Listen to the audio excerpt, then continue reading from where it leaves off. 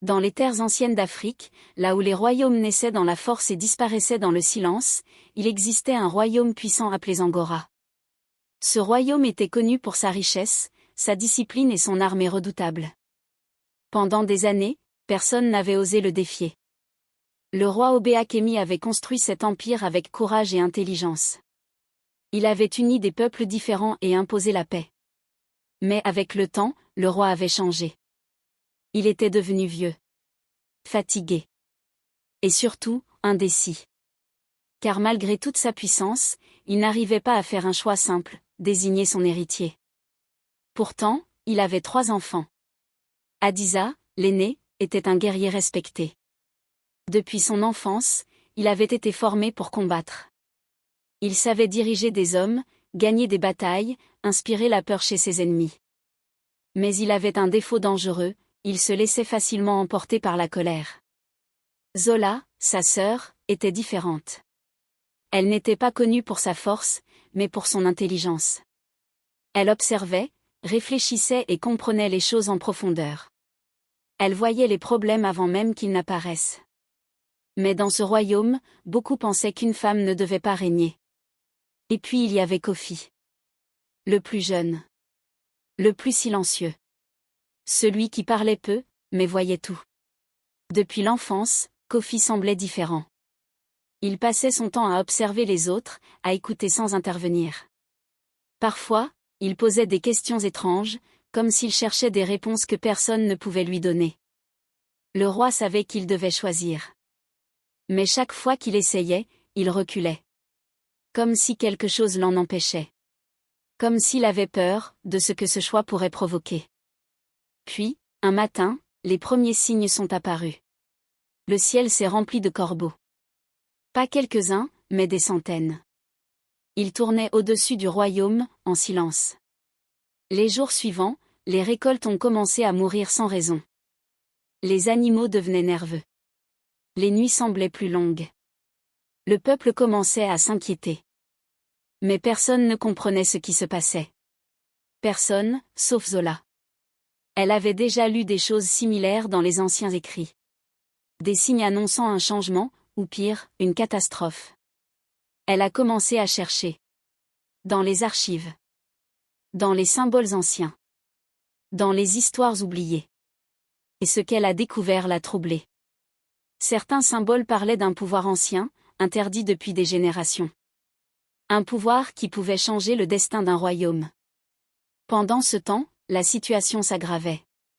Des villages ont commencé à être attaqués la nuit. Les flammes éclairaient le ciel. Les habitants fuyaient. Adisa a immédiatement pris la tête de l'armée. Il a mené des attaques rapides contre les ennemis. Il se battait avec force et détermination.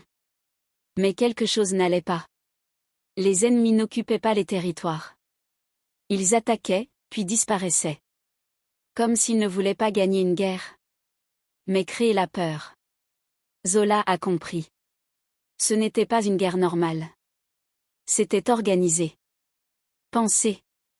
Calculé. Et au même moment, Kofi avait disparu. Sans laisser de traces. Zola a alors pris une décision. Elle est descendue dans les profondeurs du palais, dans une partie interdite que personne ne visitait. Un endroit ancien, rempli de symboles gravés dans la pierre.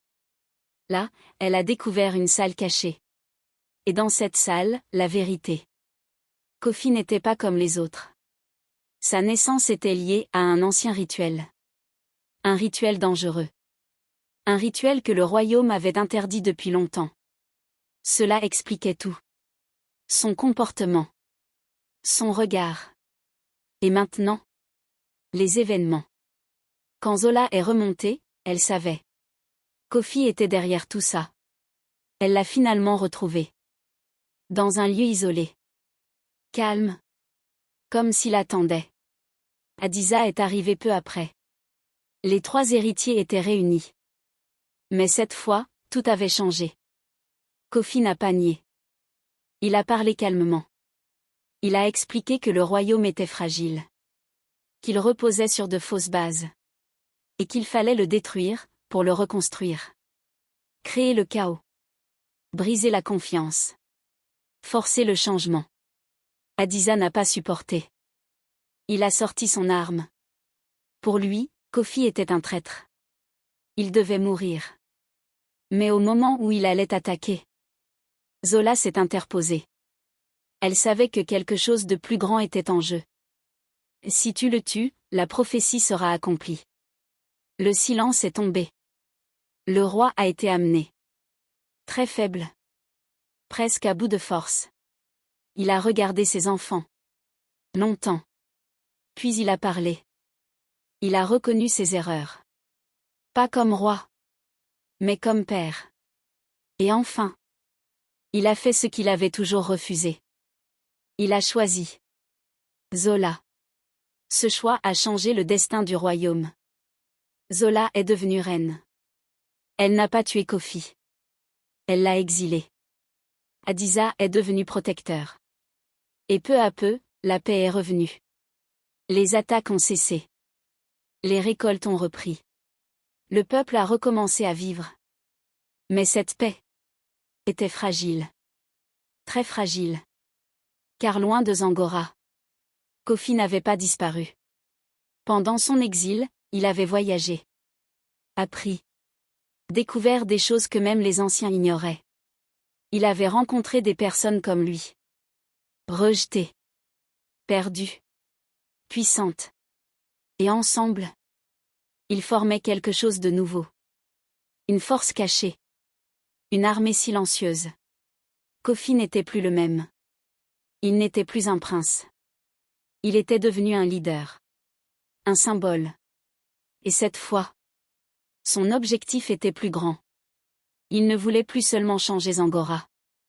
Il voulait changer le monde autour. Pendant ce temps, au royaume, Zola sentait que quelque chose approchait. Les nuits devenaient lourdes. Les anciens symboles réapparaissaient. Les rêves devenaient étranges. Elle voyait le feu. La guerre. Et une ombre. Assise sur son trône. Hadiza aussi le sentait. Les frontières devenaient instables. Des rumeurs circulaient. On parlait d'un homme puissant. D'une armée qui grandissait dans l'ombre. Un nom revenait souvent. Kofi. Puis un jour, un messager arriva. Gravement blessé. Il s'est effondré devant la reine. Et avec ses dernières forces, il a parlé. Il arrive. Puis il est mort. Le silence a envahi le palais. Zola a compris. Cette fois, la guerre était inévitable. Mais ce n'était plus la même guerre. C'était plus grand. Plus dangereux. Kofi avait changé. Il était devenu plus puissant. Plus déterminé. Peut-être même incontrôlable. Zola regarda l'horizon. Hadiza posa la main sur son épée.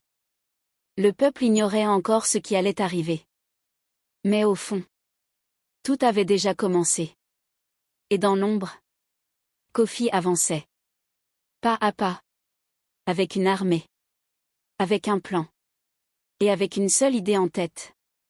Terminer ce qu'il avait commencé. Peu importe le prix. Kofi resta devant les portes de Zangora pendant des jours sans attaquer. Son armée ne bougeait pas. Elle observait. Ce silence devint une arme. Dans le royaume, la peur grandissait. Les habitants ne comprenaient pas pourquoi l'ennemi ne frappait pas. Certains commençaient à douter de la reine.